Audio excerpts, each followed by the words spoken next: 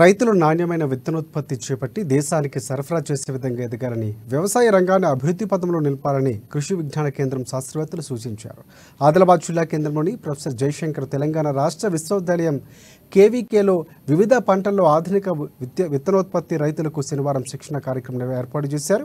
హైదరాబాద్లోని రాజేంద్ర నగర్కు చెందిన విత్తన పరిశోధన సాంకేతిక విభాగం సౌజన్యంతో నిర్వహించిన ఈ సదస్సుకు రైతులు పెద్ద ఎత్తున హాజరయ్యారు. శాస్త్రవేత్తలు పంటల్లో చేపట్టే సస్య రక్షణ చర్యలు, అలాగే నాణ్యమైన స్వచ్ఛమైన విత్తన ఉత్పత్తికి పాటించాల్సిన మెలకువలతో పాటు పలు అంశాలపై విస్తృత అవగాహన కల్పించారు. వారి సందేహాలను నివృత్తి చేశారు.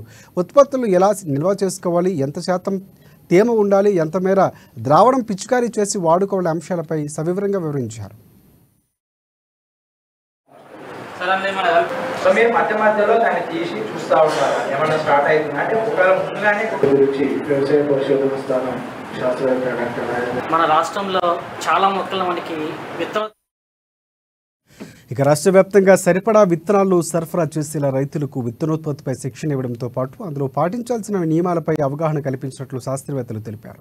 ఈ శిక్షణ కేంద్రాన్ని సద్వినియోగం చేసుకుని రైతులందరూ విత్తనోత్పత్తిలో భాగస్వాములు కావాలని వారు ఆకాంక్షించారు. ఇక ఈ కార్యక్రమంలో శాస్త్రవేత్తలు శ్రీధర్ చౌహాన్, రాజశేఖర్ తదితరులు పాల్గొన్నారు.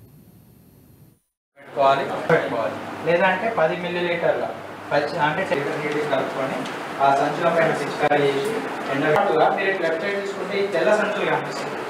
ఈ తెల్ల సంచులు దాని లోపల కనుక మీరు సీడ్ పెట్టుకున్నట్లయితే ఆ పురుగు అనేది దానికి లోపల గాలి పోలేదు. 347 పూలే విక్రమ్ ఆర్వీజీ మండలాలు. సో దాని కింద ఇవి అవగాహన కార్యక్రమం. ఆ సంచులలో మనం విత్తనాన్ని మనం ఒక సీజన్ దాకా కూడా నిల్వ ఉంటుంది. సో మీరు మధ్యలో దాన్ని తీసి చూస్తూ ఉంటారు, ఏమన్నా స్టార్ట్ అవుతుంది అంటే ఒకవేళ ముందుగానే గురించి వ్యవసాయ పరిశోధన స్థానం శాస్త్రవేత్త మన రాష్ట్రంలో చాలా మొక్కలు మనకి విత్తనోత్పత్తిలో భాగంగా మనం చేపట్టింది ఏంటంటే, ఖచ్చితంగా మన రాష్ట్రానికి సరిపడే విత్తనాన్ని మన రాష్ట్రంలో తయారు చేసుకోవాలి. ప్రతి రైతుకి ఈ విత్తనోత్పత్తి మీద ఒక అవగాహన ఉండాలి. కొన్ని పంటల్లో అవగాహన ఉంది, కొన్ని పంటల అవగాహన లేదు.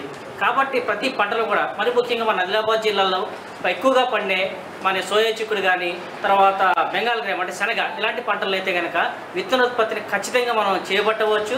ఎందుకంటే వీటిలో హైబ్రిడ్ సంకర రకాలు ఏం లేవు, అన్నీ ఉన్నాయన్నీ కూడా వెరైటీసే ఉన్నాయి కాబట్టి, సూటి రకాలు మాత్రమే ఉన్నాయి కాబట్టి ఇలాంటి వాటిలో మనం విత్తనోత్పత్తిని పెద్ద మొత్తంలో చేపట్టాలి. ఎప్పుడైతే చేపడుతూ ఉన్నామో చేపట్టే చర్యల్లో భాగంగా ఎలాంటి మెళకువలు పాటించాలి, అసలు కేళీలు ఏరివేత అంటే ఏంటి, వాటి ఏ విధంగా మేనేజ్ చేసుకోవాలి, స్వచ్ఛమైన నాణ్యమైన జన్యుపరంగా స్వచ్ఛమైన విత్తనాలు మనం ఏ విధంగా ఉత్పత్తి చేసుకోవాలి అన్న ఉద్దేశంతో ఈ విత్తనోత్పత్తి మీద ఒక చైతన్యాన్ని కలిగించాలి, అవగాహన కలిగించాలి అన్న ఉద్దేశంతో ఈ కార్యక్రమాలు చేపట్టడం జరిగింది.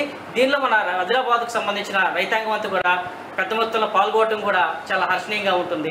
కాబట్టి ఈ రైతాంగం పాల్గొన్న ప్రతి రైతుకు కూడా పేరు ధన్యవాదాలు తెలియజేస్తా ఉన్నాను. ఈ సౌకర్యాన్ని, ఈ శిక్షణ శిబిరాన్ని ప్రతి రైతు